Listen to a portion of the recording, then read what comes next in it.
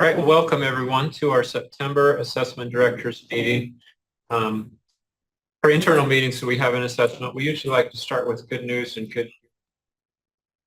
So I'll share a story today that's it's a little bit funny. I've talked to some people about it, but I'll notice potentially those who are in the room will notice some the challenges we're having. Anyways, so in the room we don't have the ability to have any screens up, and we've had our highest level of tech support working on it for the last 30 minutes, and it's just not functioning. Prior to that, though, my day started with not being able to get into any of the resources on our network. I could log into my computer with the new PIN system we have, but I couldn't access it. 7:30, I was fortunate that one of our IT staff was in his office and went down to work with him. And throughout the process of trying to simply and have that populate across all of the network resources, multiple times I heard him say, "Oh, I've never seen that before." I've never seen that before. And I had come to work most days I come to work with a list of things I need to accomplish. And today it was a bunch of things I needed to accomplish before 9 o'clock. So those all got blown out of the water because I was with IT until 8:10 or 8:15, just getting my password reset. So it's been a start for me. And big picture, those are really small problems because we know there's people that have money. I want to thank Emily for supporting us. She's also has her children are ill this morning or not feeling well, so she's who also supports this meeting is on vacation. Kind of compounds and gets us to a lot of what feels like discombobulation. But we've prepared a lot of what we hope will be valuable content for you.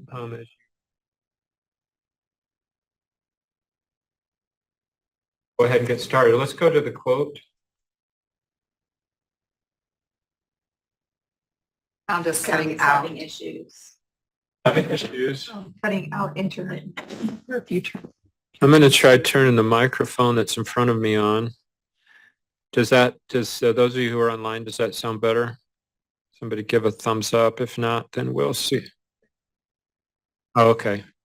Good. Well, we'll try to work on that. Those of us who are presenting, turn your mic on at that time. So a long time when I was working in LEA, there was a saying, I think it comes from solution tree, learn by doing. And that concept for me in my life has certainly been true. And all the things that I've had to learn is this process. And I thought this quote exemplifies what that means, that we can learn from books and from the examples of others, and we can watch and learn, but we don't actually learn until we apply those things or do those things. And I'm grateful for those opportunities because to be able to do something, it takes some trust from somebody that's the teacher to give you the opportunity, or if it's in a work setting, a coworker or a supervisor to give you the opportunity to do, because that's also presents some risk, which can lead to some levels of failure, which is part of our learning process. So I hope that as we begin the school year, we all focus on opportunities both for ourselves and those around us, as we have responsibilities for, to give them opportunities to do things, which will help each of us grow and learn. Let's go to the next slide, please. Just a reminder, one of our standing agenda items that I'll try to put on my slides so you're aware of upcoming topics or issues that might affect assessment accountability that'll go before the board. 404 is our assessment rule. It goes before the board typically every year. It's linked to our testing ethics policy and training. In this case, we need to make some changes in the rule related to how it describes Utah Aspire Plus, with changes that have been made to that assessment, and also no longer requiring the KEEP assessment. So we've got those changes that'll be in play. And I've also had the CTE staff reach out to me with questions about whether skills testing procedures are included in this rule or in the testing ethics. And as we look closer, you could see how you could make the case that the skills testing sits outside of the rule. So it's likely that there'll be some discussion and potentially inclusion of CT skills testing into the testing ethics in a more explicit way. 726 has to do with rostering, some changes related to 8+, and these again are some errors or inconsistencies that have existed in the rule for some time. And then 497 is the accountability rule. Again, we've discovered some language in there that's old and outdated and needs to be updated. And then we'll work on the English language proficiency or the WIDA contract in the coming months as well. Let's go to the next slide. And again, if you have questions, you can put those in the chat as we go. So we've talked about this reading study, a study between the Arcadians reading measures for grades K through 3 now, and we know that that's also administered up to 6th grade in some settings, and then also the 3rd grade RISE. The Utah Education Policy Center won the contract for that. The last time we met, I'd expected to have that report before this group by now. We received the finished report this last week, and then it's scheduled to go to our Technical Advisory Committee and our Assessment and Accountability Policy Advisory Committee on October 9th and then on October 10th, after which time we'll share that. But here's just the 2 main highlights from this study. Fluency, which is one of the sub-scores from our Arcadians end of year, is the most consistent and strongest predictor for both RISE reading. So the comprehension sub-scores in the RISE test. So that's probably not a surprise. I know when we'd met with our TAC committee earlier, they had expected those outcomes. And then overall, the reading on grade level cut score, when this study started, our board was in the process of deciding what kind of adjustments to make on the reading on grade level cut scores. This group provided input, and they went forward in February and March and made that determination and realigned the reading on grade level cut scores with the Acadians well above benchmark, I think. Is that right, Teresa? And so this group looked at that, and you can see that they, as close as you can, they believe that those cut scores perform relatively well in predicting proficiency on the RISE. Let's go to the next slide. We'll share the full report as soon as we get that through TAC and APAC. So I went back to previous year's slides, and we've typically I've had an update on the data release. This year I've not done as well with that as I have in the past. So this is a little bit retrospective. The Data Gateway Tableau Surf, August 23rd, we were able to get that information out. The Secure Review, we're in the middle of that or towards the end of that right now. And I want to take a minute to just talk about how helpful that process has been for us at USBE. We've received lots of questions that have led us to uncover areas that we needed to make changes or updates to the school report card tables and the resulting report card. It might feel a little chaotic to some of you in the field as we continually send emails out saying we've updated the graduation rate for the LEAs, we've updated the growth index. I don't remember the other one that we sent out recently. And then there'll be one coming out today or tomorrow about the EL. Several of you have emails in my inbox that I've not responded to individually, but we've been working on those questions about making sure our progress and growth for our ELs is consistent with the policies that are in place. And you've helped us identify an issue there, and those updates will come out shortly as well. And then we've also appreciated our colleagues in the school improvement area who've been well ahead of what we've had in the past schedule about notifying LEAs that might be identified for TSI or ATSI or the exit status. Again, that could feel chaotic because those are sent out in draft format for you to review and have some notice of, and then we update those as we continue to refine and improve the quality of our school report card. So thank you for that. Watch for another email from us about the EL achievement and growth, and I'll include an explanation of that update as we go forward. We're still on schedule to have a public release on September 23rd. That could be delayed. We have the power to delay that if for some reason we continue through these last couple of days of secure review to find things that require additional attention from our staff. But thank you, those of you who have looked at those report cards and have sent in questions that have led us to discoveries that have been helpful. Let's go to the next slide. Along with a school report card, and this was just a reminder, this question comes in every year, where a school will look at their school report card, the information page, and the school administrator, for instance, might not be accurate. And then we'll get questions that'll say, we need to change that. And it's important for you to know that that information is pulled from Cactus.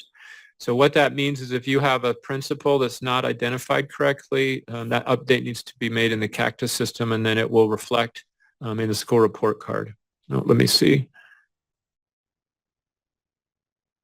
Let me go to the first question. What's the magnitude of this change for school accountability? Hal, I don't know yet. I should have further communication with our data and statistics teams later this morning, and then we'll be able to provide a more concrete answer to that question. And then will the release include the final school accountability? I believe so. Again, that's our colleagues in the continuous school improvement section here, but we're working together and collaboratively to try to share that information concurrently. That team also, if you remember, those of you who are involved, they typically like to have individual contact with schools that have been identified for additional support. They still intend to do that, where they'll contact school leaders and district leaders individually. That information they're sending out with the spreadsheet is additional communication attempt that they're trying. Let me look at the other question here.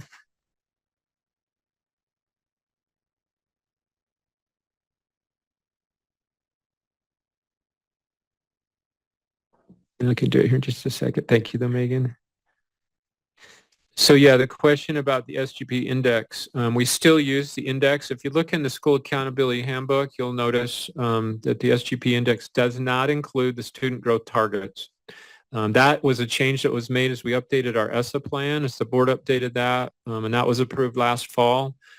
So the change that you noticed on that one was the code associated with that in our school report card tables was still referencing the prior or outdated student growth index to calculate that. So that change was simply updating the code to be aligned with the changes that were made through the update to our ESSA plan.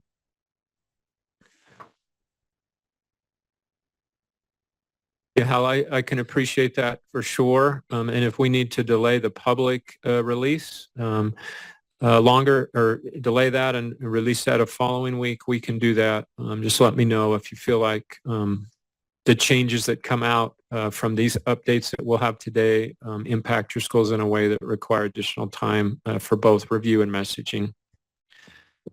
Okay, let's go to the next page. This one is also an annual question that we get around the self-reported indicators. So remember that the self-reported indicators section of the school report card was introduced in 2019 as a way to allow schools to tell a more complete message about the qualities of their school. Information about how to update those self-reported indicators was sent out as an attachment. That's a document that we've shared for a number of years.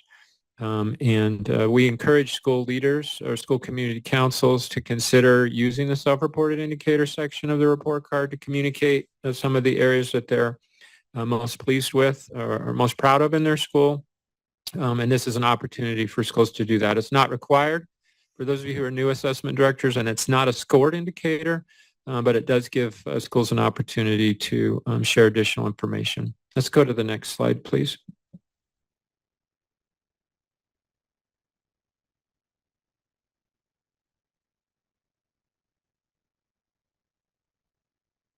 So we're still having some sound problems, it looks like.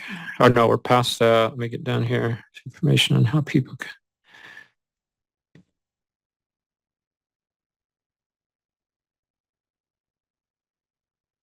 Yeah, those should be available by, and it's been a little while since I've been on the school report card. I'll take a look at that, Jeff, but I think you can access it right from the landing page on the school report card. As far as the public being able to view those once that information is entered. So this slide I won't spend time on, but it's information around the self-reporting indicators that you can use with your school leaders in addition to the handbook that was sent. Let's go to the next slide.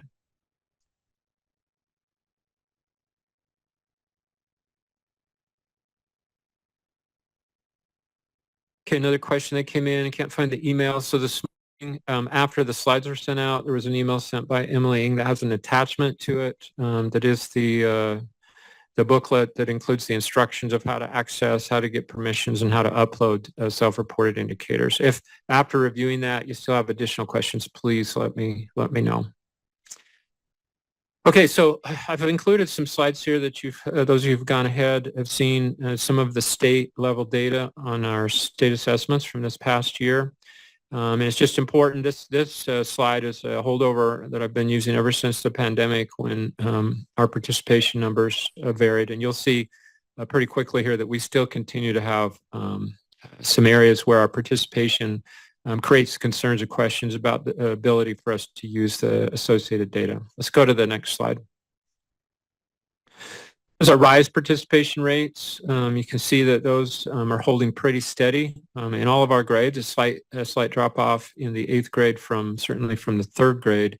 But generally, the participation rates that we see across the board for our RISE assessments is in an area that we would expect to see. Obviously, we would like to see 100%. That's not reasonable in my opinion, that's not reasonable in today's world. But we don't see any additional areas of concern with the RISE participation rates that we have across our state, and believe we can continue to use the associated data to make program level decisions. Let's take a look at the Utah Aspire Plus, and this probably isn't a surprise to those of you who have high schools in your setting. But you can see that we continue to struggle with participation across the state in our Utah Aspire Plus assessments. And this varies. Some of your LEAs have much higher participation, obviously, and some of your LEAs have lower participation.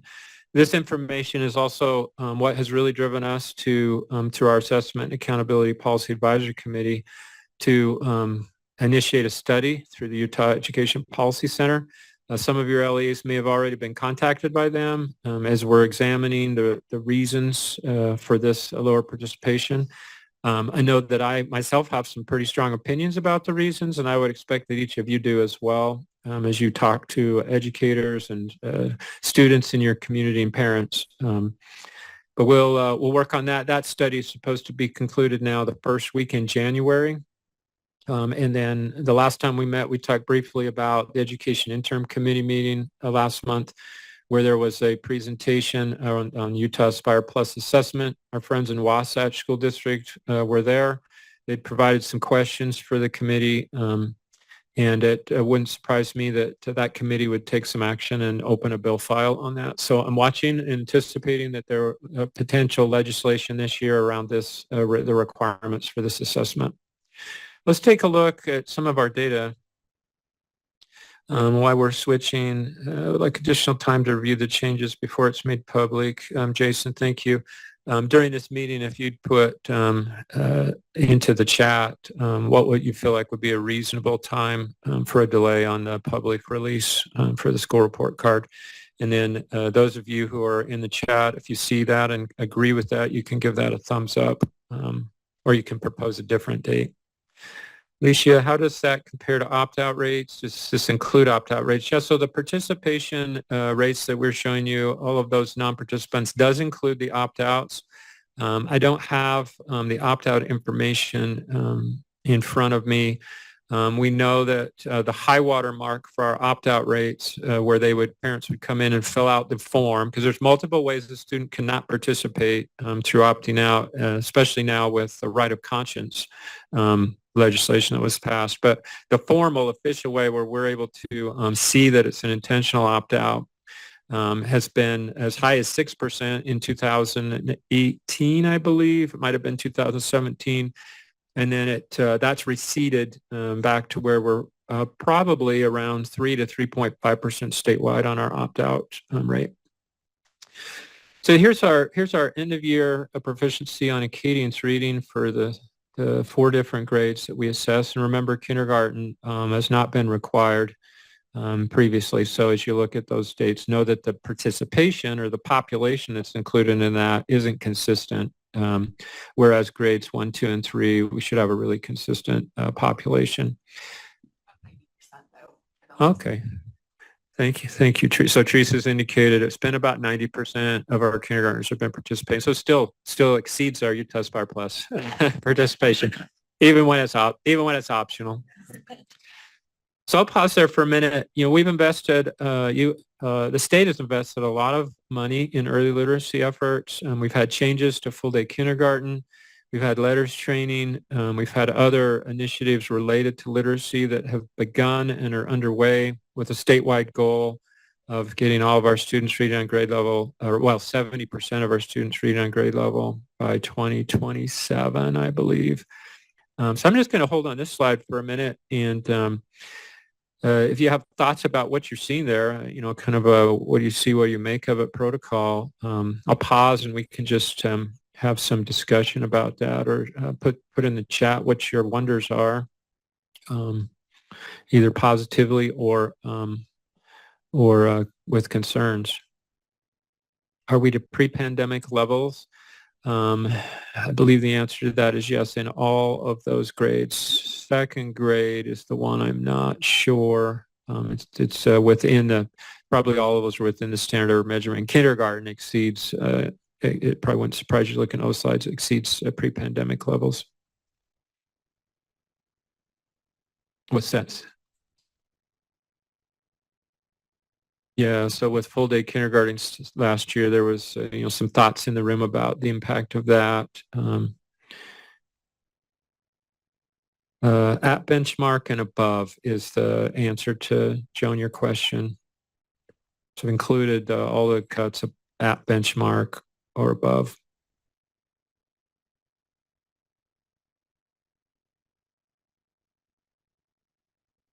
For kindergarten, what? Above benchmark was 53%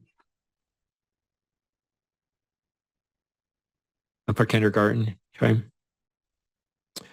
Anyway, there's certainly what I think you could make a case for some positive impacts of the investment in full day kindergarten, as well as our other early literacy initiatives. I could see also how some might question whether the impact is what we would expect, that we might expect to see more impact. I could see both sides of those. Question about what is above benchmark for third grade. We'll see if Teresa can answer. Okay, we'll take a look at it. The numbers are going in the right direction. I agree, Tamara.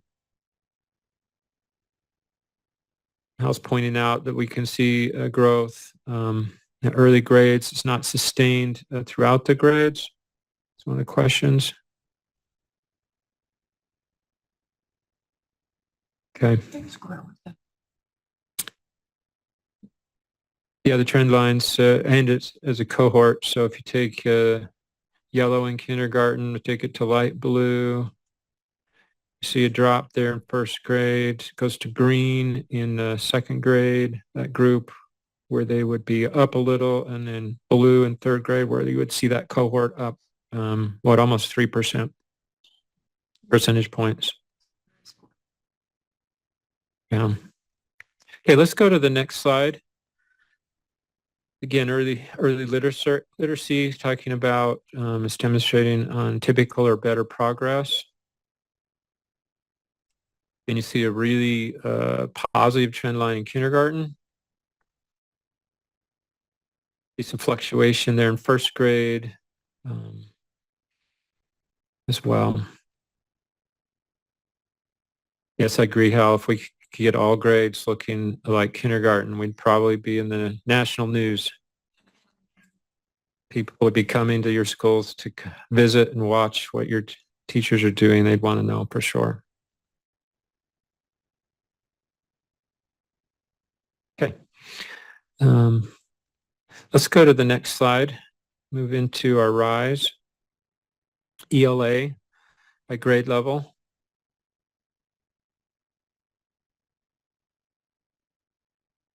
When we get to science, we'll see a trend line in each grade that again, we would like to see in all of our content areas. Anybody has any thoughts about what you're observing here, especially in the context of what you know from your own LEA and also, your own classrooms that you visit?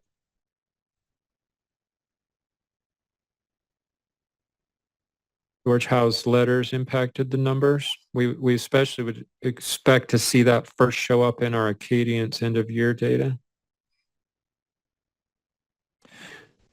I haven't broken it out by teachers who've completed letters or who have not completed letters training. We're getting to a point where many or most maybe of our early literacy teachers have either at least have completed or either engaged in letters training.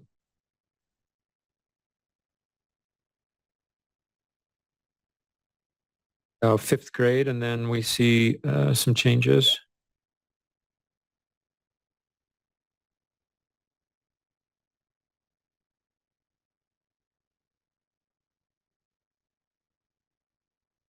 Third grade certainly has 3 years of pretty consistent scoring. Let's go to the next slide. Rise math.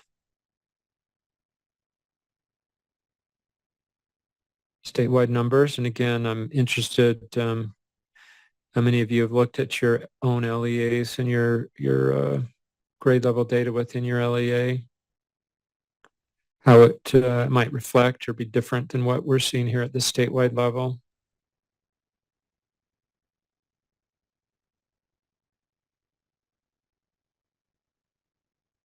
Okay, let's go to science.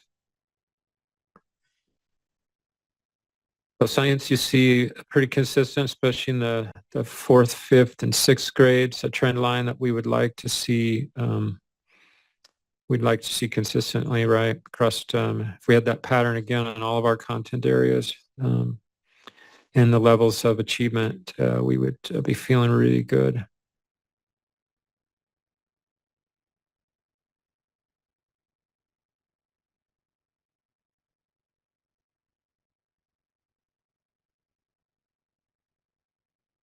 Okay, let's move on to Utah Aspire Plus. And again, a caution here is that we have lower participation rates, and it's not randomly selected. So we have self-selection on who's participating. It makes this data more difficult to feel confident in making decisions about it, especially 10th grade, but even 9th grade with less than 85% participation. So I'm not going to spend a lot of time on this metric.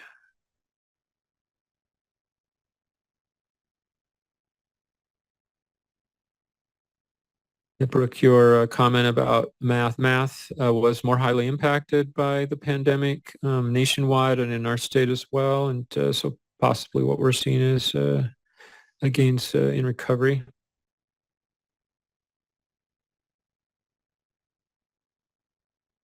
John, what I just simply pulled off of the data gateway. The numbers you're seeing here, just the data gateway business rules that I pulled. Let's go to the next slide, 10th grade. Again, I'm not going to spend a lot of time on this. Let's go to the next slide. ACT, our 11th grade ACT, not the graduating cohort data that you'll see. Remembering that, especially those of you who are new, Utah is one of just more than a dozen states that administer the ACT to all of their students in the state. And so when we compare our composite average to states that test that type of population, Utah has consistently been number one in the composite score and in all 4 college readiness benchmarks.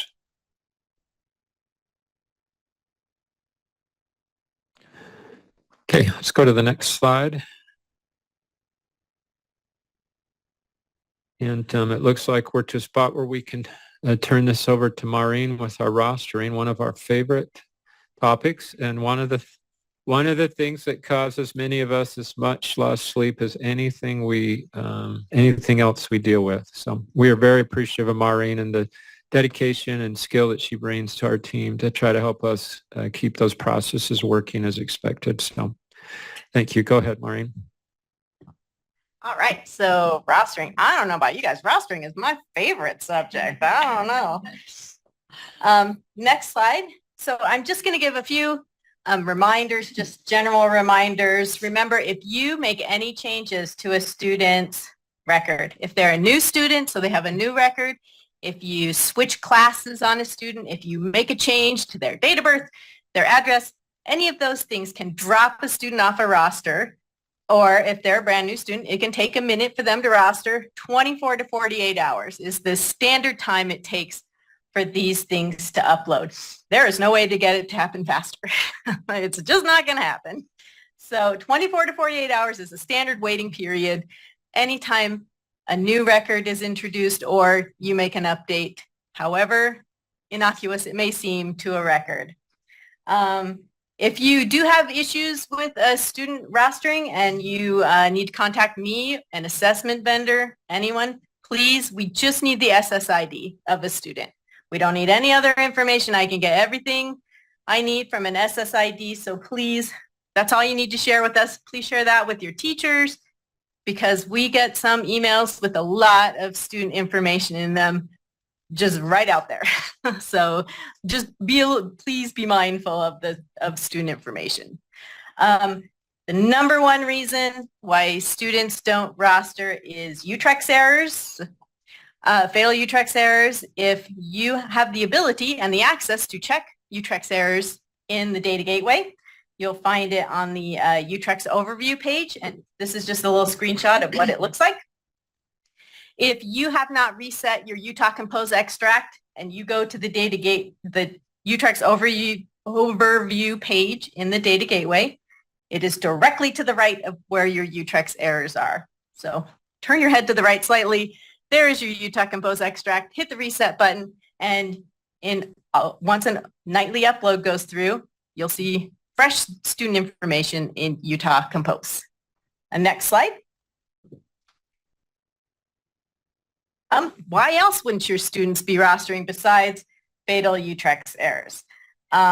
It could be that your nightly submission to us didn't quite make it in time for the assessment vendor's nightly pull. Sometimes you make your UTREX submission at 10 p.m. at night, and so you think, great, I'm going to be right in time for an assessment vendor pull. However, our database takes a while to update. If, say, Alpine District does their submission right before your LEA does theirs, it's going to be a while before everything gets updated. So timing is a big thing, and sometimes that timing can just be off. Your courses could have incorrect core codes. If you're seeing a whole class not rostering for assessment, could be a core code issue. That's a thing to look at. And we do have the link to the core codes on this slide. Look for school entry dates, course entry dates. If you have a student scheduled in the future, they are not going to return first day of class. They will not show up before then. Next slide. That's all I have, but quick updates about ALO. If you had a student that had sort of a mismatch between their historical or their name or record that is in ALO now and the information we're sending with them, those should all be cleared up now. So if you're still seeing a student with that sort of error, go ahead and email me about that because that should have been cleared up as of yesterday. Also, yay, I know, yay. If you have a teacher who's having an email issue, go ahead and email me about that too. I've been sort of taking care of onesie, twosies, teachers that have email address issues, but it's possible, entirely possible, that I may have missed your email if it was just about one or two teachers. So if they haven't been fixed yet, please email me again and I will attend to those teachers. You got some stuff. Oh, the chat. Oh no, stuff in the chat. Okay. I will look at the chat now. Okay. Let's see. Oh. Okay, we have, okay. Report on Data Gateway UTREX for ALO Acadians would help us troubleshoot. Reports in Data Gateway are not easily prepared. I know we have discussions all the time about reports that can go in Data Gateway that have to do with assessment rostering. It's one of those as soon as October 1st is over, maybe we'll think about it. As soon as the, end of the year is through, we will work on it. It's one of those things that is definitely a need and a want we have, but there always seems to be something that's going to take a little precedence over that with our developers. If we had as many developers as we needed, I guess that doesn't sound good, but if we had a lot more developers, we could get these things done, but we have as many developers as we have. So, and they are working their little fingers to the bone. Okay, should we assume that the teacher updates in ALO? Yes. So I think maybe just this week, if you gave me a file, say by August 30th to update your teacher email addresses, those should be done.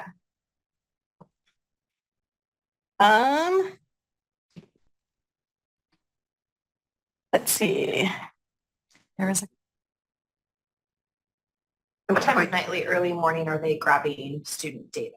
Okay, it depends on the assessment. There is, if you click on that link for core codes or the link for the assessment rostering manual or any of the links, it takes you to a page. I have a little report on there that tells you what time assessments do their nightly data pulls. Acadians, it happens about 2:30 a.m. It's not on it. I haven't updated it yet with that time. Otherwise, they are in a little report on the website. What if we have teachers that were linked to their class and after the upload are not linked anymore? Definitely send me their names. That sounds like maybe a manual addition of a teacher happened and then our upload came through and erased them. If you have made them, I would discourage you from manually updating students or teachers because our nightly upload is going to come through and it's going to overwrite any of those changes. So let me know. I will get them fixed. Where do we send recommendations for new reports in ALO? In ALO, the platform of ALO To Teresa. would be to Teresa. Lucky Teresa. Where would they send suggestions for reports in ALO? Oh, to me. Yes. And I'm tracking a spreadsheet and we're discussing them with ALO. So far, I don't. And we talk to ALO, we have communication with ALO and all of our vendors weekly, if not more often than that. So any suggestions you have, we're happy to pass along and discuss. And yeah. Oh, ALO and 1% students. Is there a way to mark 1% students in ALOs having taken the alternative assessment? It's their ALO, no.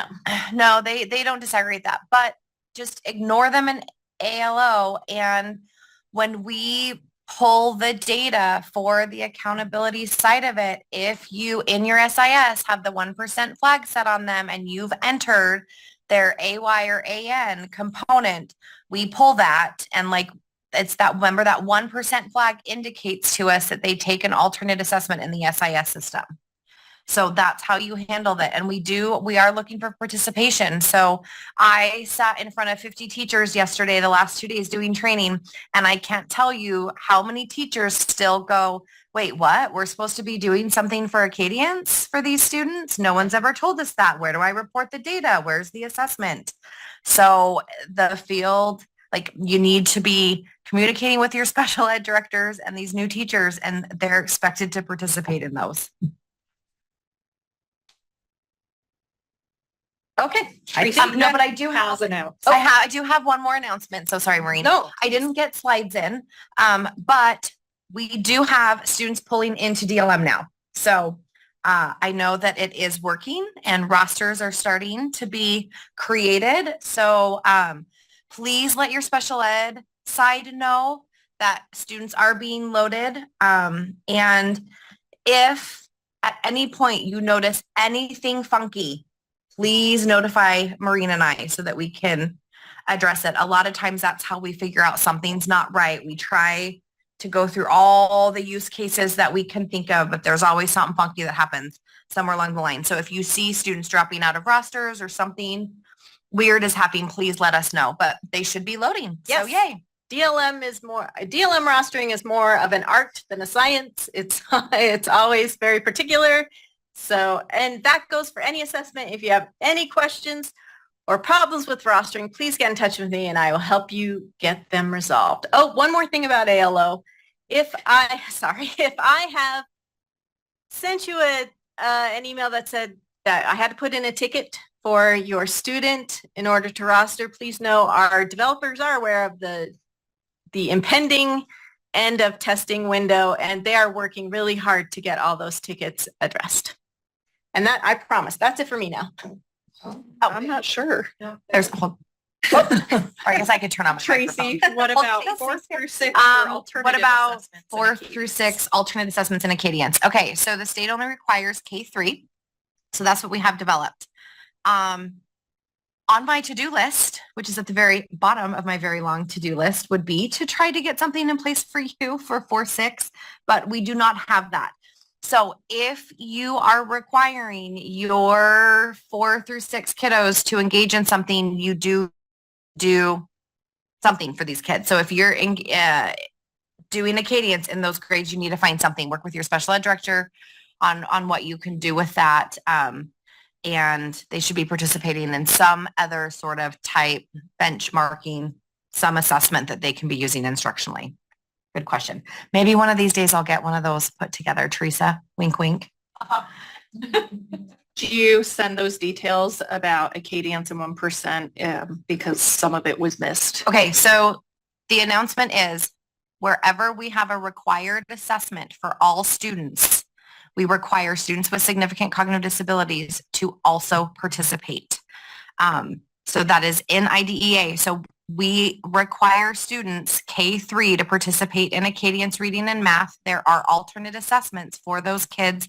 And it is on the USB Special Education Assessment webpage. And we've linked to all those things in many AD meeting slides. It's all over the place. So Peter, send me an email and I'll send that to you again if you need it. But we do expect those students to participate. And you enter those scores into the SIS system. And in an AY or an AN, alternate yes, alternate no, met, benchmark, those alternate assessments provide that scoring rubric for you. And so when you set the 1% flag, anytime you have students taking alternate assessments, whether it's PEEP, Acadians, DLM, WIDA, you should have that 1% flag set because that's what indicates to the state that they are alternate assessment participants. So those students load in to Acadians. You'll see them there. Just ignore them, right? Don't do anything with them in Acadians. Note that you handle that through the SIS system. And thank you, Jessica. Jessica put the link to our webpage there.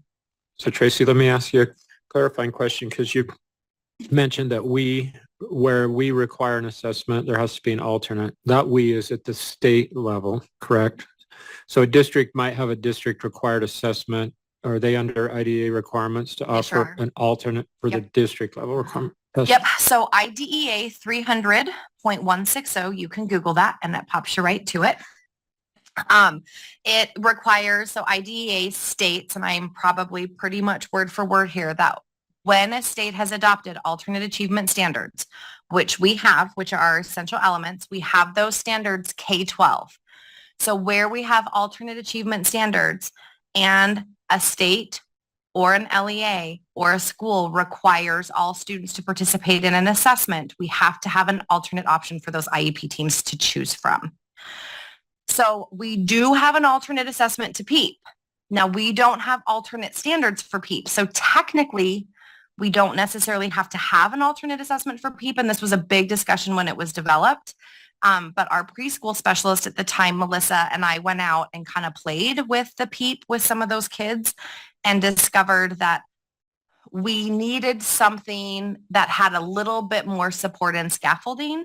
So that's why we did decide the PEEP alternate to create that. However, it is aligned. We took every question from the PEEP and just built in that scaffolding and support for those kiddos. But yeah, so the law requires wherever a state, an LEA or school has a required assessment and we have alternate standards. you're supposed to have an alternate option for those kiddos to engage in if they can't access the regular one with appropriate accommodations. So this brings back around, like we kicked off some essential elements curriculum map training, and I sat in front of 50 different people yesterday, the last 2 days, and we had big conversations around this too. Also RISE benchmarks, or some of you that have other formative assessment or benchmark assessments that you have purchased, right, or are running through your district. And if you require all of your kiddos to do that, then you need to have an alternate in place. DLM has those instructionally embedded assessments. We've been hitting training on that across the state pretty in depth for the last couple of years. So that is an option. One conversation that came out of an LEA was, well, we make it optional, but we're not quite sure what schools do. So even if you have a school that requires it, then you better have something for those kids in place at that school too. So great clarifying question. There are still requests if you could send a follow-up or all this information, maybe an AD memo. This all should have been in the first AD slides too, AD meeting slides. But yes, I will. The accommodations policy has it too. Okay, I will work on that. Let me see what we can get pulled together for you.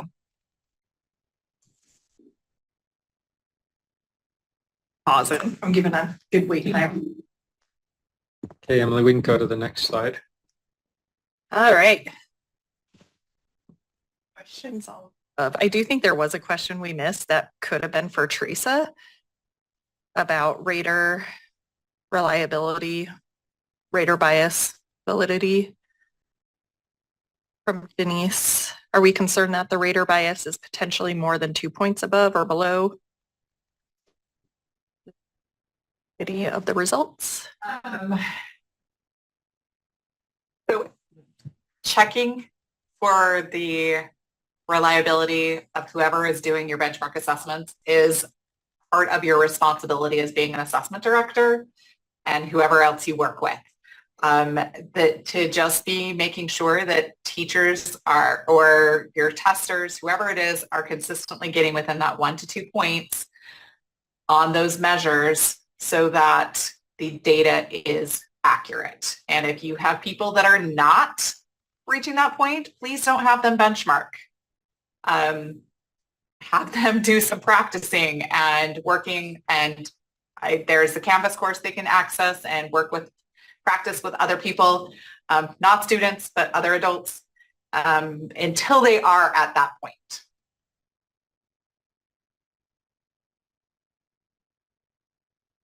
Wida? Yeah? We doing it? All right, here we go. All right, Wida. Hopefully I don't blow up the chat.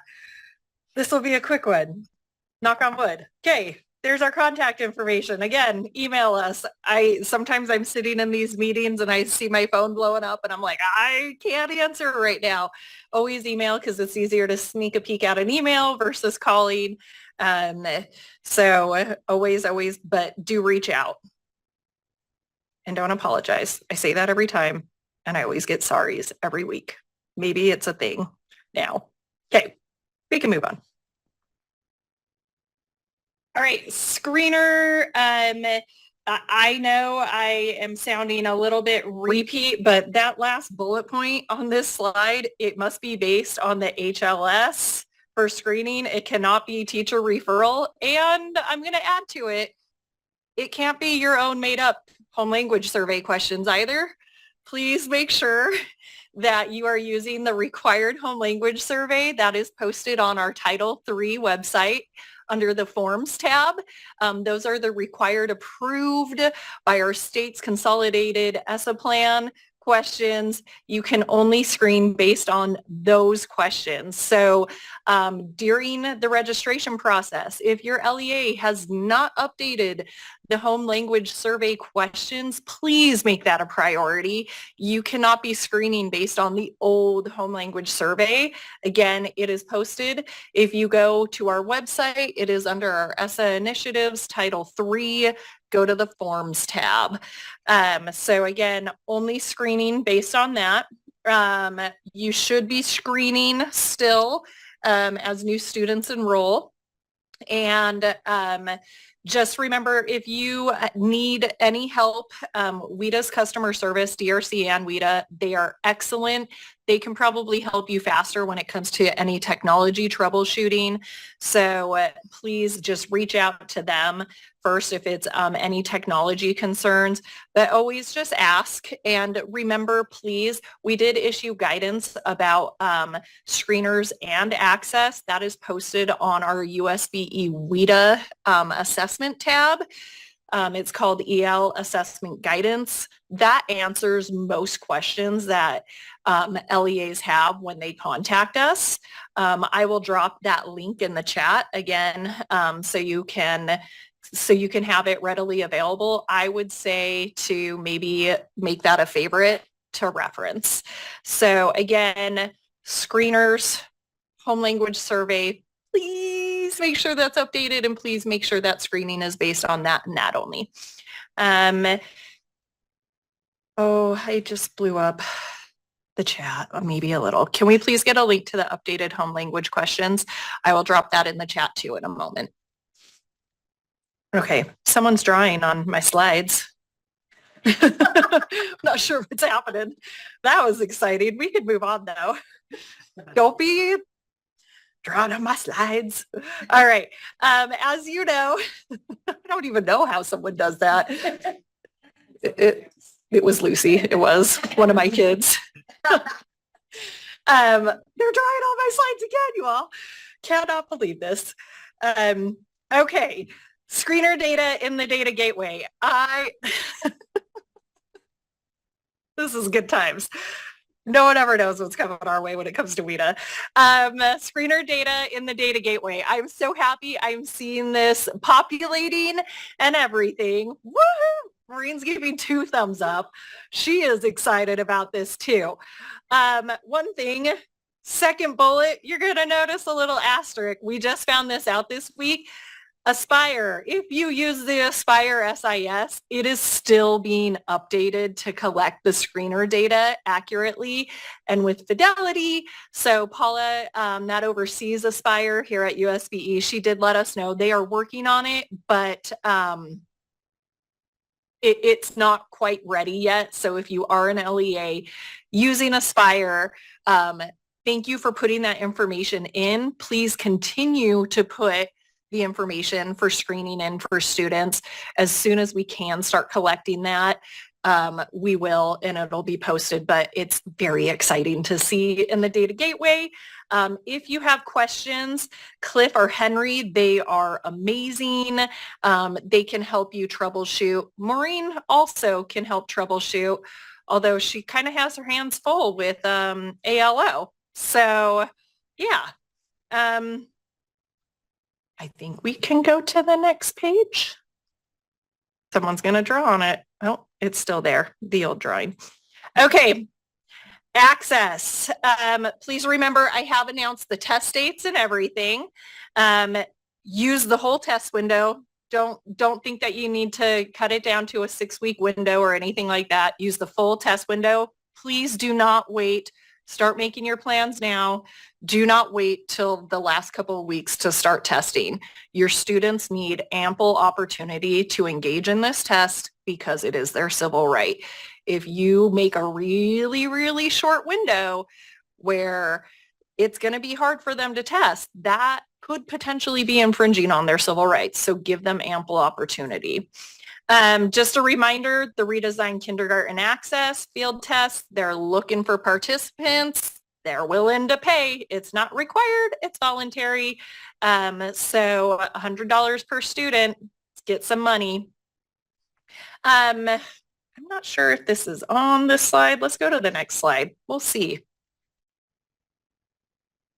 Here's all the testing dates. This should be familiar at this point.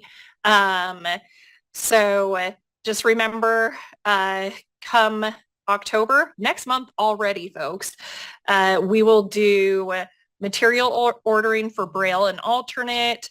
We will be doing the first pre-ID upload. So again, be updating your SIS.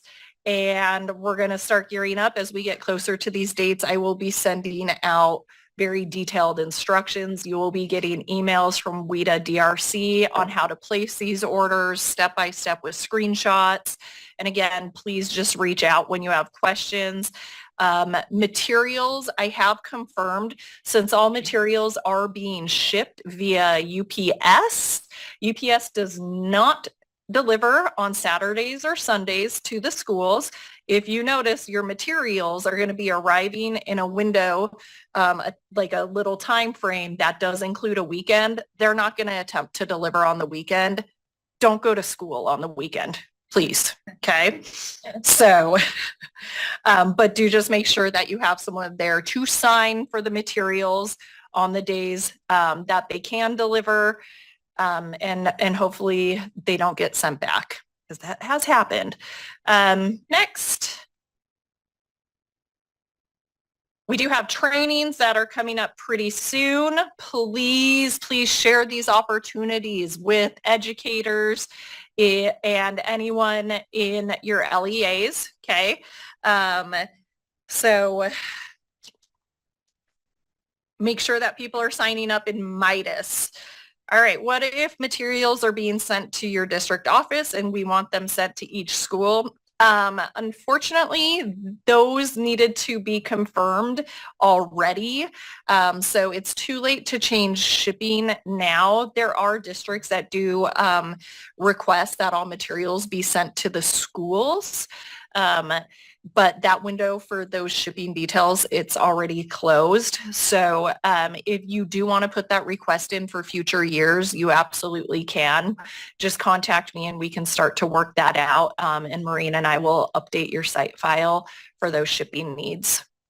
Our materials ordered by rostering through SIS, order them. We order all just kindergarten and regular access materials. The only thing that you need to order are alternate and Braille, since we do not know which students would need those. That is determined by your language and our IEP teams, okay?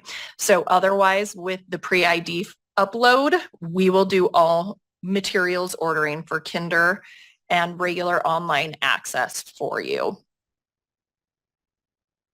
Am I missing anything in the chat? Let's see. I think I'm getting, okay. I think my next one might be my last slide, but I do want to add one thing. WIDA alternate access, I put this in last week's AD memo. Your alternate access reports are available in AMS. They became available on the 12th last week. Okay, so those are in there. A lot of people are asking, how do we exit these students? You can't exit them right now because we are in the process of determining the alternate access, the alternate EL exit criteria. It is a new test. It is a totally different scale than previously. We don't have the A's, we don't have the P's. It is 1 through 6, right? 1, 2, 3, 4, 5, and it doesn't even have decimal points, just whole numbers. I know. This is mathy all of a sudden. So we don't have that set. We are working with all stakeholders, our TAC, APAC, ALS directors, ADs, SPED, everything. We're working on it. We're running models. We're meeting with data and statistics. So as we come close to determining the exit criteria for those alternate dually identified ELs, we will be announcing that, but do be aware that it's a process. It takes time because it does require an ESSA amendment for the state. So we have to go through the whole process first with getting it approved through our board, and then we have to submit it to the U.S. Department of Education. And then once we finally get approval, that's when we can start exiting our students for that take the alternate access. So again, that was in last week's AD memo. I'm happy to put that in another memo as a reminder. I think that's it for me. Yeah. All right. Stay the course, right? With those kiddos. That's the key. Stay the course, Tracy says. Stay the course. Not like a pep talk.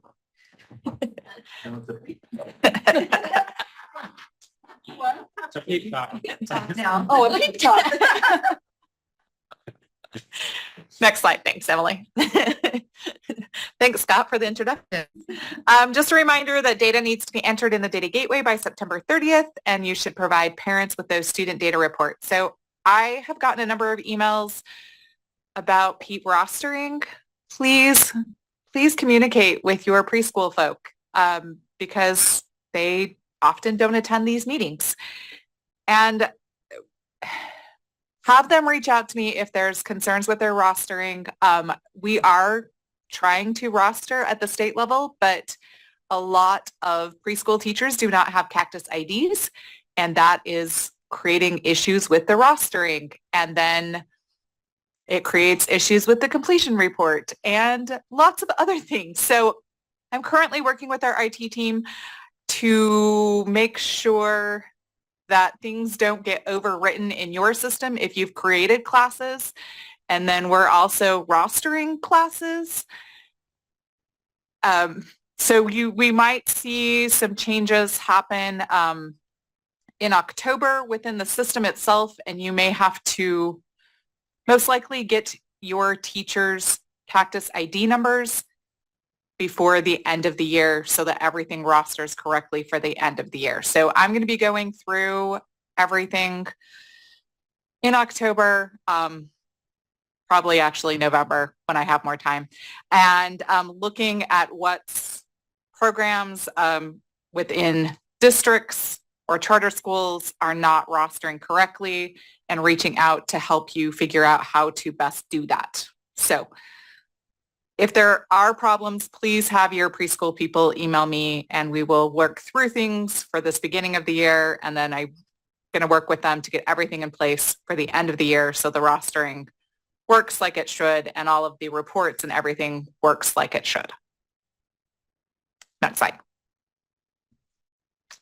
Acadians. Okay, I'm going to start out and then Jared Wright is going to finish, hopefully. He's on. He just hasn't texted me back. So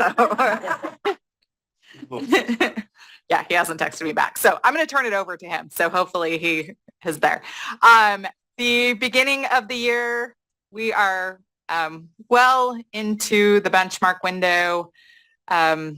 Just a reminder to put in those SIS codes into your system and just be aware if you have concerns about finishing by that window, please reach out to us. So we want to make sure everybody has the time they need to the assessments finished.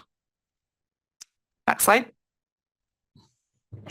And then we do recognize that some SIS systems are not allowing input for kindergarten student codes.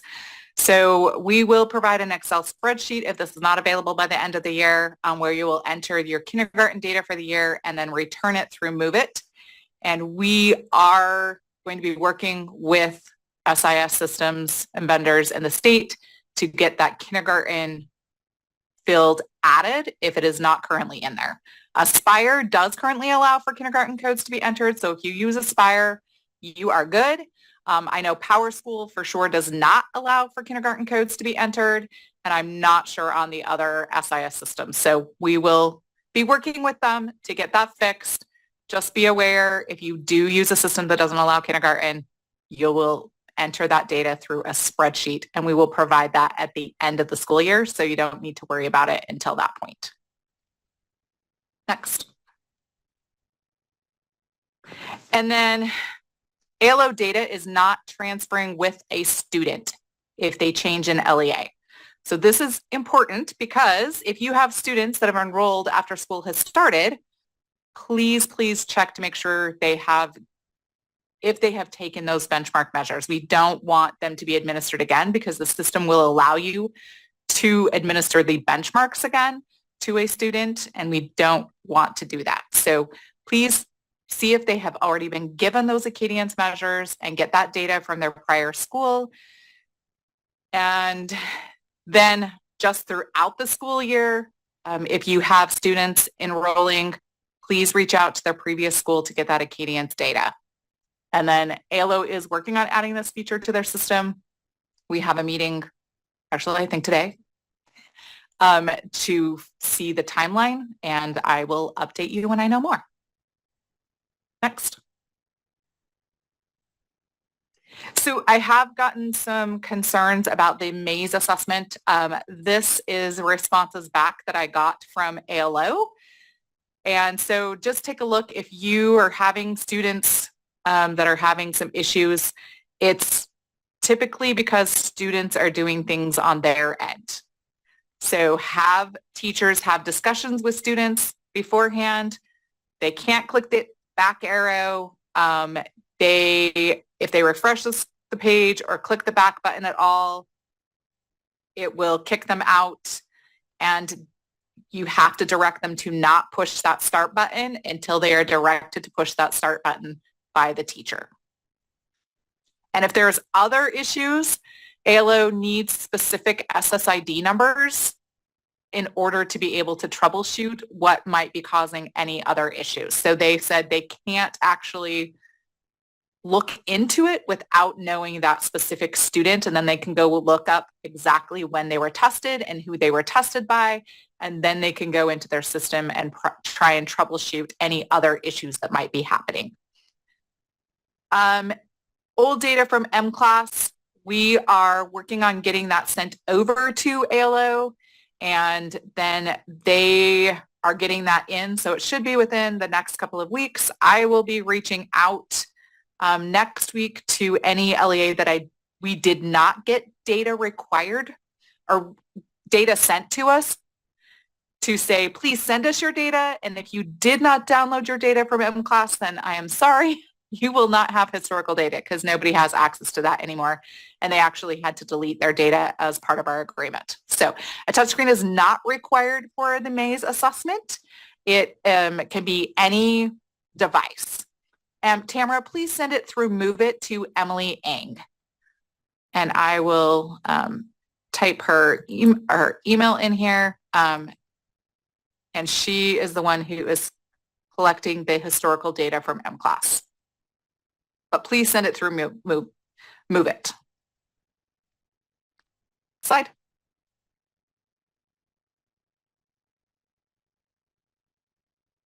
Please make sure you are sending out those parent reports. Just a reminder that the parent reports in ALO only include student score data, and LEAs are required to provide for parents of any below or well below benchmark students some additional things. So there's appropriate interventions available outside of the regular school day, as well as ideas of things that parents can do at home to support literacy.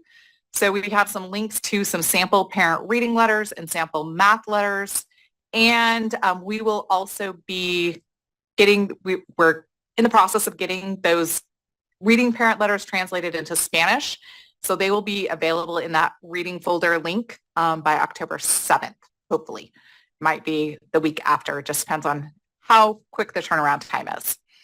I'm sorry, Jeff. The parent report that is there is what is there. If you want to show previous information to parents, you're welcome to print off those previous, the historical data in the individual student's profile. It's just not available in that parent report. There for ALO, if you want to select specific students for English and specific students for Spanish, if you use that multi-select little circle on the very left side, you could go through and select students and then print off in Spanish and then select students and then print off the parent reports in English. And it will only print off parent reports for those students that were selected. So that's the only way to do that. Jeff, please feel free to email me if you have questions about historical data and the best places to find that. They are working on, in the upper left corner of the dashboard, you'll see like the current school year. like it says school year 24-25. They are one of their features they are working on and plan to have hopefully this year is a drop down where you can then change it to a different year. So then you'd be able to look at your historical data as like from that main dashboard of, you know, previous years data. So that is something that they are working on and that should be coming out hopefully this year. Parent reports. Board rule is within a few weeks of the benchmark. We recognize that a lot of people hold parent-teacher conferences in the middle of October, and that's a great time to go over those parent reports with parents in person, which is a lot better than just sending it home with the student. So it should be middle of October. Parent reports should be going home, whether that's mailing or through parent-teacher conferences. Next. Just resources. The Acadience Reading Padlet has a lot of information and a lot of things there that you can utilize, whether it's trainings for teachers, for administrators.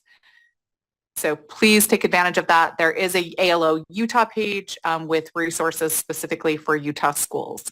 If you do have any issues with rostering at all, please don't reach out to the ALO help desk. They can't really help you because we are doing the rostering at the state level.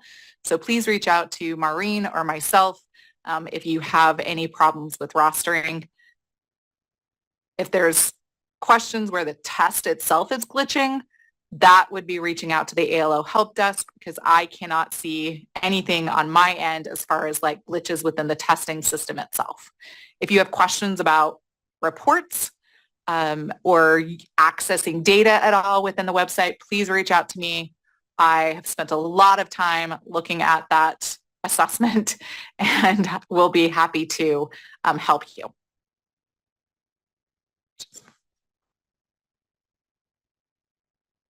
Next slide.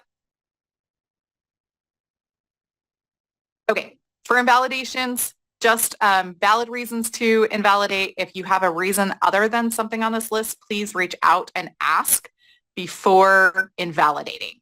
And then you can just send Jared or I invalidations. It doesn't have to be even the SSID number, just, hey, we had to invalidate this test because of this reason.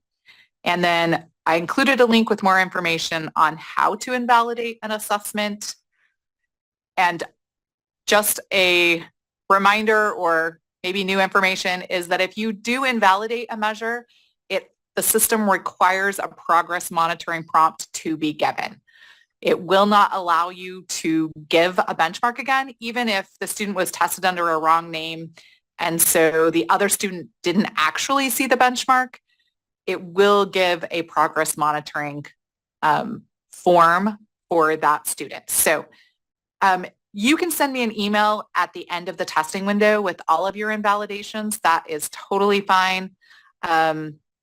And then I will be pulling a report on invalidations in the ALO just to kind of get an idea of how many invalidations we had and hopefully seeing those number decrease throughout the school year as people get better and more accurate with the system. And then it looks like links are not working on the slideshow. There's a couple people saying that links aren't working for them. I don't know. Try again. Sometimes, I don't know, sometimes my computer does that. And then you can reach out to ALO and pull a report for invalidations. Absolutely. And they can provide that information for you of all the invalidations within an LEA. I think I answered all the questions. No, you do not need to let me know for progress monitoring. That's just for benchmarks. And I'm sorry, the invalidate test is available to everyone. That is within the system itself. There is not a way to change that. I would just recommend setting up procedures of how and when invalidations can happen and the process that is required. And then you can always reach out to ALO and ask for an invalidation report. And then if there are invalidations on there that you didn't know about and that did not follow the process, then you can have those discussions, and that would follow within your testing ethics policy and procedures. And thanks, Sid. Next. So the beginning of year data analysis trainings, this is a combination for reading and math. We have teachers and school leaders. I also have a beginning of year data analysis Canvas course for reading. If you aren't able to have your teachers attend, they could do that on their own time, or well, do that instead. And there's a link to that. And then we are looking to collect information specifically around middle of year, since now beginning of year, we're almost at the end of that time. But we would want to know what middle of year training people would be interested in. We are willing to come on site. There are dates in the survey, and please fill that out if you are interested in middle of year training for teachers or school leaders to look at their Acadience data. Next.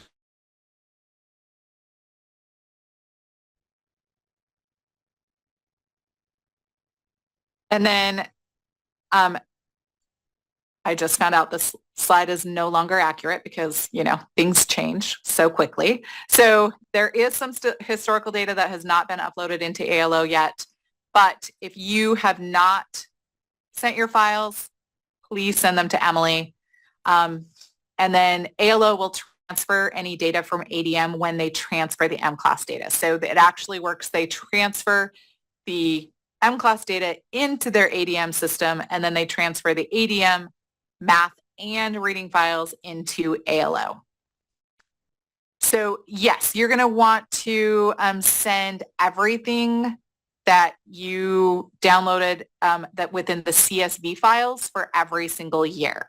So within those CSV files, it should include your benchmark and pathways data, and you'll send every year worth of data to Emily through Move It, and then it gets sent to ALO. Other things, we don't need those, just those CSV files. Okay. Next.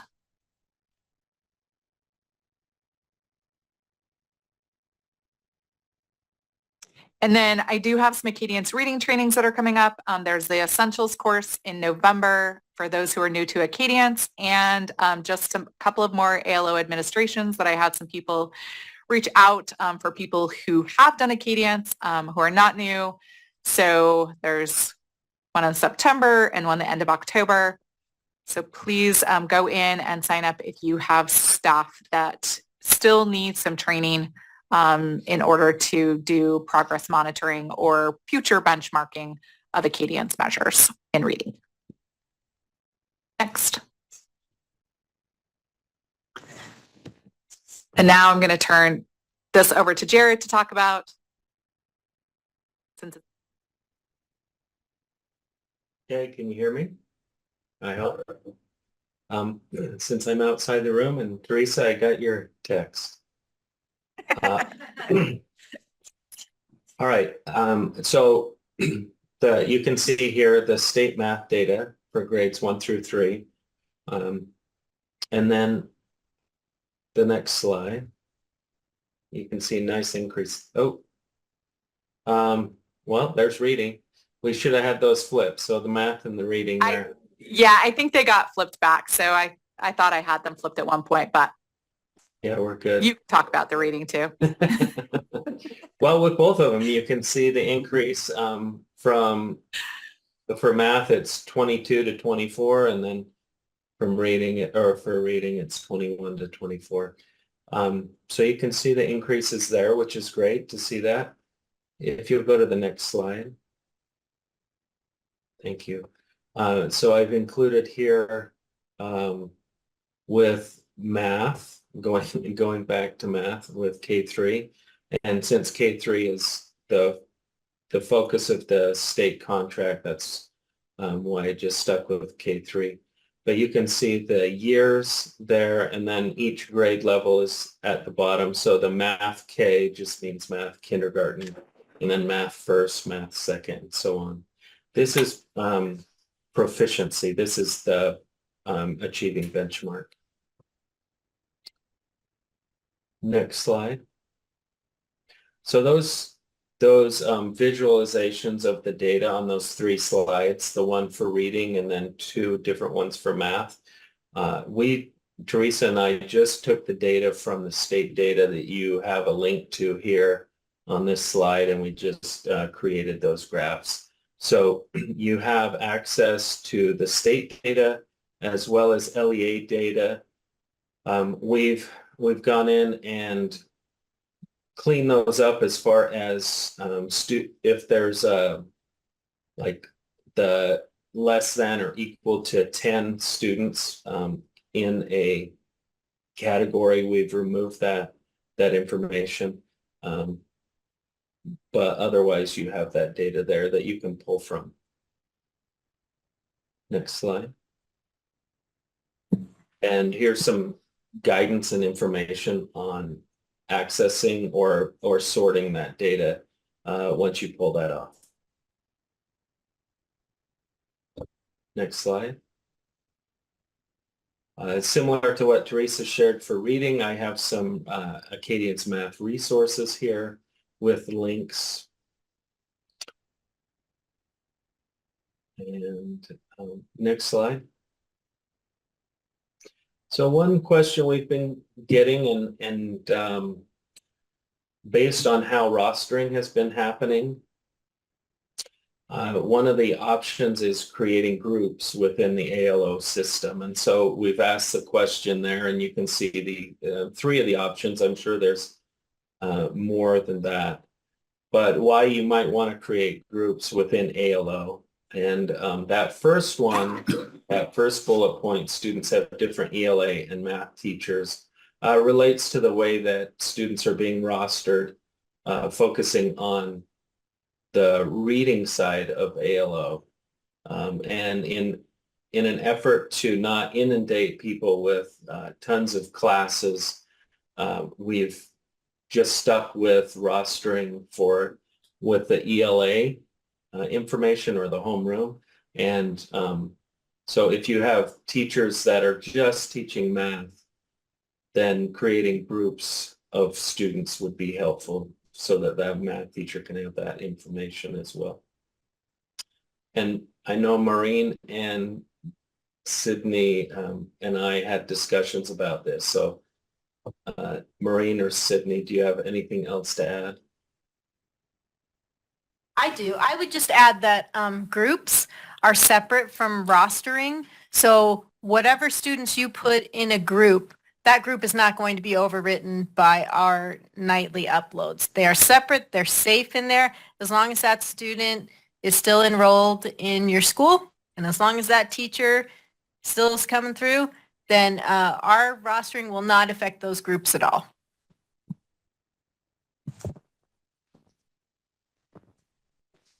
There's a couple of questions in the chat. Yeah, I think that one's for Maureen, if you want to answer that as far as adding a staff member or written. Do you know the answer to that? They won't be. You can add whatever staff you like to a group. Staff is also exempt, so staff students, they will stick in those groups and nothing will be changed. As long as they protect them. Yes. Oh, with staff, yes, staff should be protected. But that goes for groups, classes, anything. You need to protect your non-teaching staff. Thank you, Maureen. There are other reasons to create groups. We've focused here on the rostering side of things. There are other, as you're creating groups for additional teachers to be able to see, such as a special ed teacher, or if you're creating small groups for instruction and progress monitoring, those are other options. Okay, next slide. So we've received a few questions about this, and so we've talked with Acadians and have some information about the licenses. So and this is really, it applies to many things, but here it's focusing on math, because the state contract for Acadience math is kindergarten to third grade, but for reading it's up to sixth grade, and we have many LEAs or schools interested in getting licenses for students in grades 4 through 6. So we have some guidance and some information. So this slide right here is just presenting a summary of what's to come with more details. So what's to come as far as slides in this slideshow.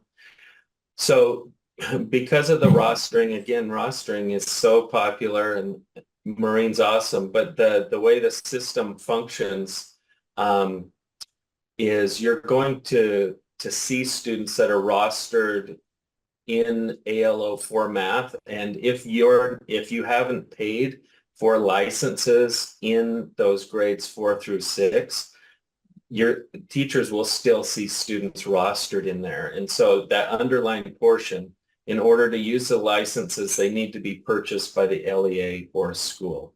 So make sure when you hear, oh, hey, we see this in Acadience math. Well, it's there because Acadience reading is rostering that way, but you need to be purchasing those licenses in grades 4 through 6. Next slide. So here's some guidelines and some details. This first slide here talks about the reading K5 and then math K3 and some information. This is shared directly from the vendors we're working with, Voyager, Sopris, and Acadience Learning. So this is just going to get, if you have questions about purchasing licenses or what licenses are available, this is going to be more detail about that. Next slide.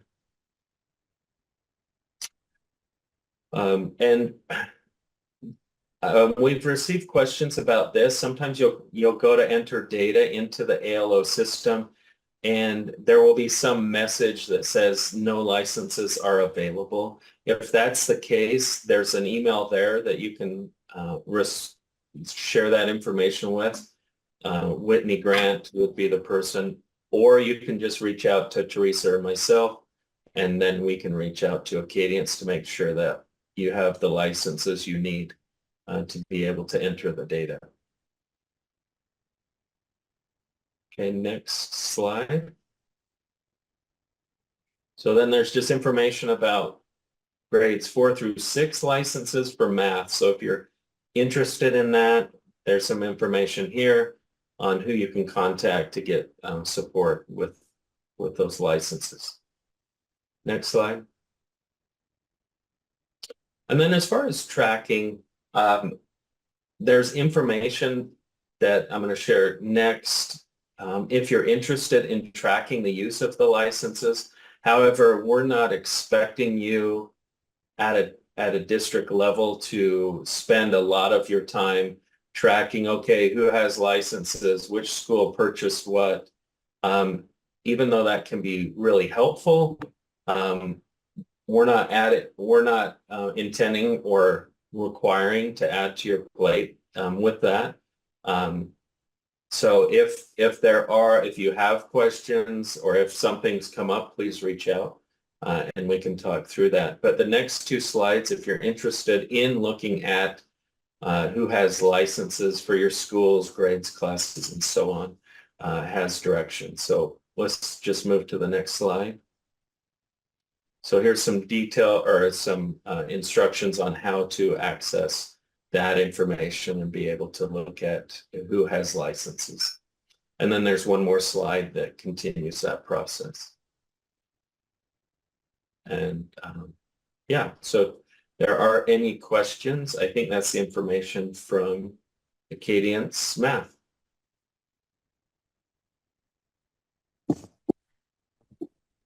Okay, for Apple, our training for LEA users is going to be September 25th, so it's coming up. if you are not the person over dual language immersion test assessment or administration, please pass this information on to the person who is, because that's incredibly helpful. Next slide, please. Just as a heads up with your LTI and Apple accounts, if you are a new assessment director, your account was created this week and you should have received a welcome email with your username and password. Other users, so teachers, anyone else, those are going to be created September 30th, so after the training. So just be aware, if you're the AD, yours is done and you can go in and start looking at things, updating teacher accounts as needed. If you need some support with that, please reach out to the LTI help desk. And just know that those also come in 2 separate emails. Your username will come in one email and then your password will come in another. For Apple testing, I've put the window in here again, just as another reminder to get it on your radar, because we do not recommend testing the last week of an administration unless you're doing makeups, right? That's not anything new. What I want you to look at is November 29th, friends, is the Friday after Thanksgiving. I wouldn't recommend testing that whole week at all anyway. I mean, it'll be open. I don't think you want to use it. So just plan ahead. The earlier you test, the easier it is. If you need to have multiple tests ordered for a student, for example, if you have a student who is doing multiple languages, so for example, they might need the Spanish test and the French test, the system is only going to automatically roster them to take one of those tests. That second test will need to be manually ordered, and you'll want to reach out to Carl Bowman to get that process started for you. This affects a small percentage of to do. So I just kind of want it on your radar again that if you have a student who needs to take 2 tests, they will roster for one. I don't remember how the tiebreak rules work for that, or what course code it will roster and which one it won't, but they will roster for one and the other one will need to be manually ordered. Okay, moving on to UTIPs.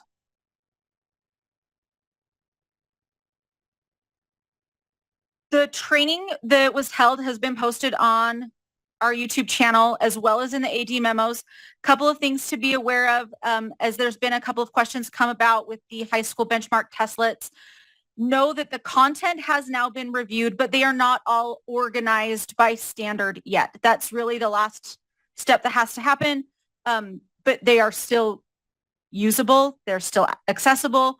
And know that copying their content into any other system is prohibited. That violates our testing ethics policy. So no, you cannot take the questions and put them into Schoology or somewhere else. They do need to be accessed through UTIPs, but they look better than they did last year. And we're going to take a little break before we go into RISE. How long do we want to break? Come back at 10:45. All right, friends. See you then. Get excited. Get excited. Draw all over that screen. See you, friend. Did you do that?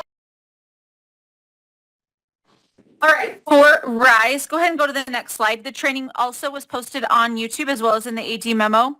I had a question from one of you in the field regarding what other users are doing or ideas for how the RISE test can be used to improve a student's grade in a class, but not as a detriment. So if you have amazing examples to share with this AD, will you please drop those in the chat so that there's kind of a running list? Or if you two are also inquiry-based in that particular field, you can go ahead and read them. Couple of things, your ELA benchmarks went live this week, so those are available for you. I've also messaged in the memo that Windows and Mac desktop users will need to update their browser before September 27th, and I wanted to make that call out here as well, just so that it is on your radar. But know that the iPad OS and Chrome OS are still going to be using the same browser from last year so far.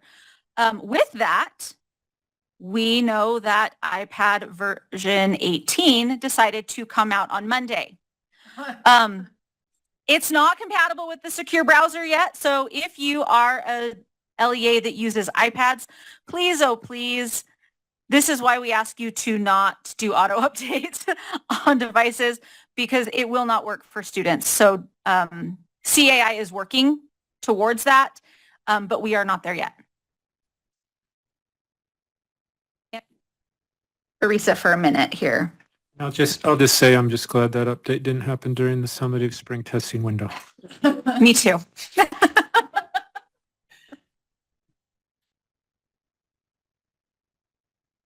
Small things to be thankful for. Yes. Next slide.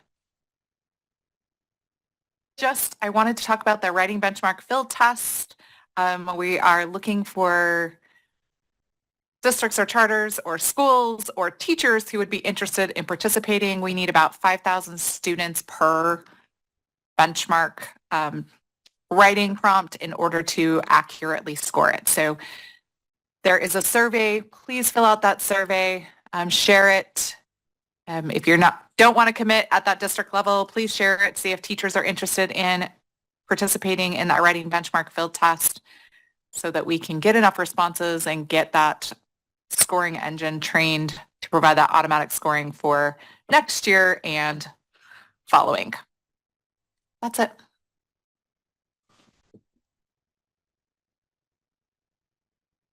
All right, for Utah Aspire Plus, there's a little piece of information that I just wanted to make you aware of. I will also put this in AD memos so that it stays on your radar. But October 7th through October 11th, the Atom system is going to be unavailable for all users. So if you're doing some sort of PD and you need scores pulled or something of the like, make sure that you have accessed that before or after October 7th through 11th. You will not be able to access the system as they are getting it ready for the administration for winter sports school as they are doing their Utah Aspire Plus testing. Okay. Your practice tests will become available in January, but know that the TestNav tutorial is always available if you are looking for practice with familiarity with the system. But when it comes to creating your proctor groups, things like that with the administration that's done within the Atom system, those will become available in January. There were many assessment directors who reached out asking for some guidance for Utah Aspire Plus reporting. And I would anticipate this is because we have many new assessment directors in positions this year. And this particular piece, if you remember from last spring, was not readily available when I did the training. And so I would do little bits and pieces in AD meetings as it became available. So I'm going to do a quick rundown for those of you who are new for the Utah Aspire Plus reporting so that it can be fresh in your minds. And for those of you who were not assessment directors in March, April, and May of last year, this is new for you as it wasn't in the training that I've been able to provide previously. So to access the reports, you'll go to the reporting tab that's in Atom. And the initial ones you'll want to look at are the performance ones. And you just click on a row to visit a specific test. So they're outlined there by both grade and content. Go ahead and go to the next slide. And from there, you can toggle between different screens. You can view the program report as well as a performance comparison. And you'll notice that there are two tabs there in the middle, one that says performance summary and one that says standards performance. Next slide. So the program report shows how students perform as a whole. And then there are filters that you can use to export whatever reporting data that you are looking for. Next slide. Then the performance comparison provides information for you to evaluate student performance across schools, as well as includes the percentage and the count of students in each of the proficiency levels. Okay, and this is just a small snapshot. You'll notice there are scroll bars that go both across and down to provide you with more information beyond what is provided in the screenshot. The dates were October 7th through the 11th that Atom will not be available.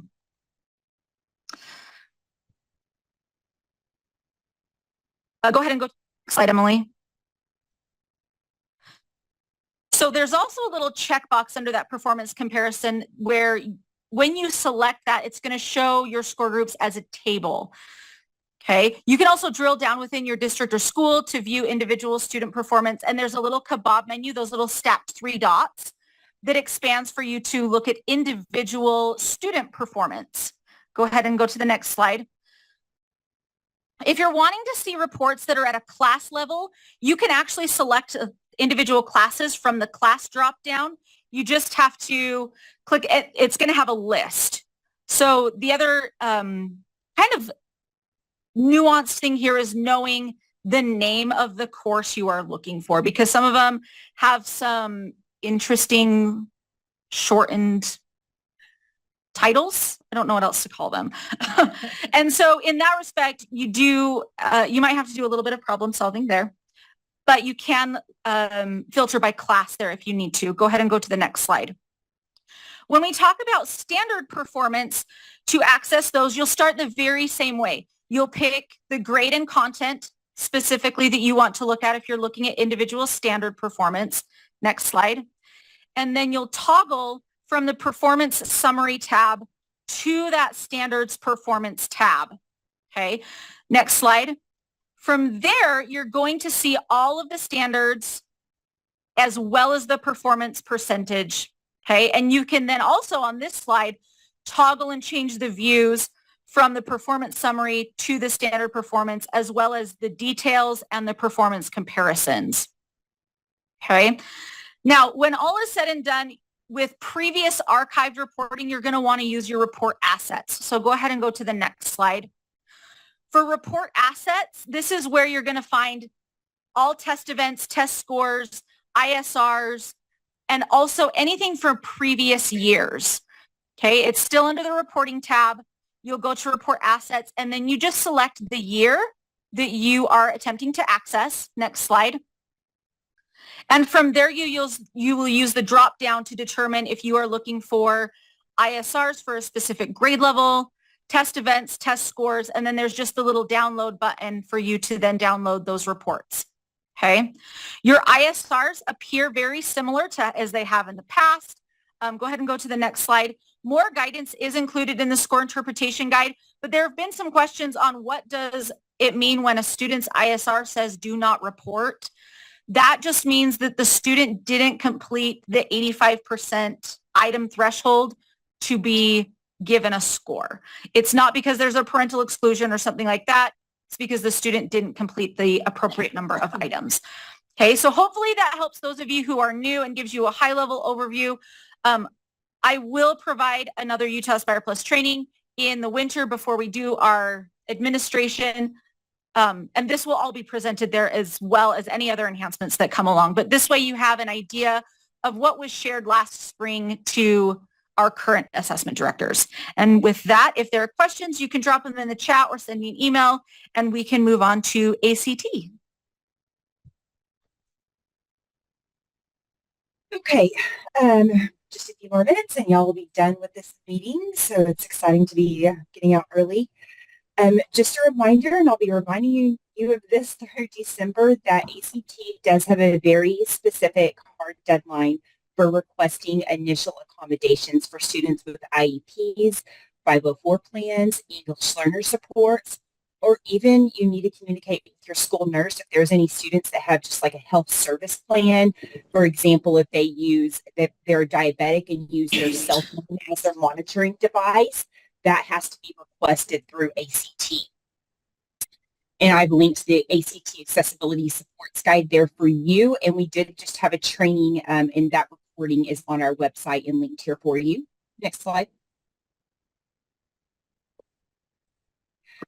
So as a reminder, before you submit anything to the ACT, you need to receive a consent to release information to ACT from a parent or a guardian. You don't have to turn this form in to ACT, but you do need to keep it on file at your school.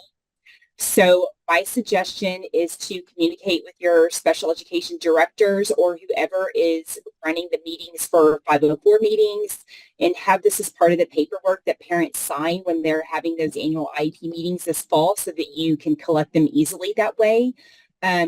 And if you can't get a hard signature from a parent, it's also okay to just make a phone call and just document, who called, the date, and the parent gave verbal permission. Yeah, next slide. So when you submit your plans to ACT, I know we just did the accommodations training, so if you join that, great, but I just wanted to expand on this a little bit more. ACT is looking for alignment between the plan that you are submitting to them, so their IEP plan, and the accommodation that you are requesting.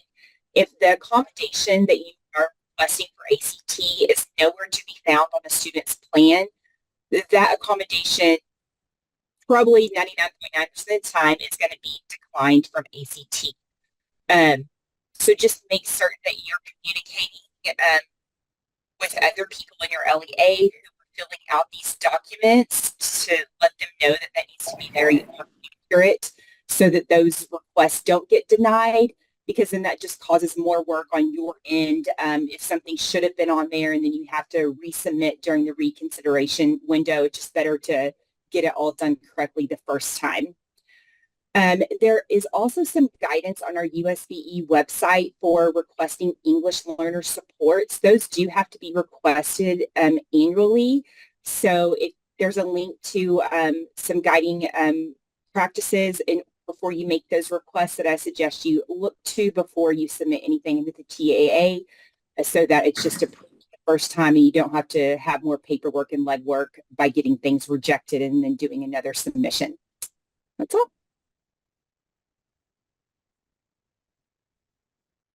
I have one, sorry. I've got one thing to add.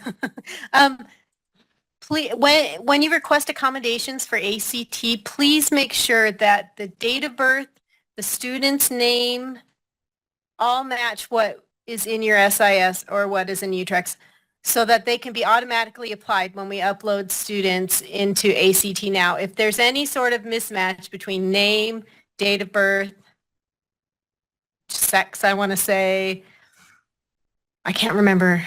I think those are the big ones. If there are any differences, then those accommodations won't be automatically applied to your students. So if a little bit of care now will make everything so much easier when we get to ACT in the future.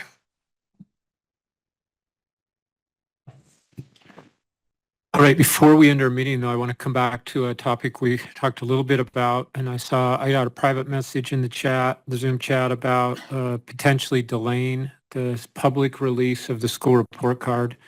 We're currently scheduled to do that on September 23rd, so on Monday. There's been a lot of Teams chat, which is an internal communication system we have here, the team that's working on the school report card, and it looks like the updates have been run this morning, and we'll be sending before the day's out, be sending additional information about those updates and an updated school designation spreadsheet with the passcode. I've been told by staff that the impact on that for these changes is minimal, was the term that was used. Nonetheless, it required time for your LEs to be able to look at that. I haven't seen a suggestion in the chat of a time frame. So I'm going to throw out the 30th if we were to delay the public release by 1 week. And I'm interested to know from this group if that meets the needs of those of you who are requesting additional time, with the assumption, I know if I were you, I'd be saying, well, that depends on what else you're going to send our way. But that's based on the assumption that today's updates and the information I send out will be the last of any code updates to the school report card in 2024. So giving that assumption, if September 30th would be sufficient, if there's anybody who feels like that date is not sufficient enough, just pause for a minute and you can put that in the chat. Otherwise, I intend to go forward with a request to our superintendency to delay that public release until the 30th of September.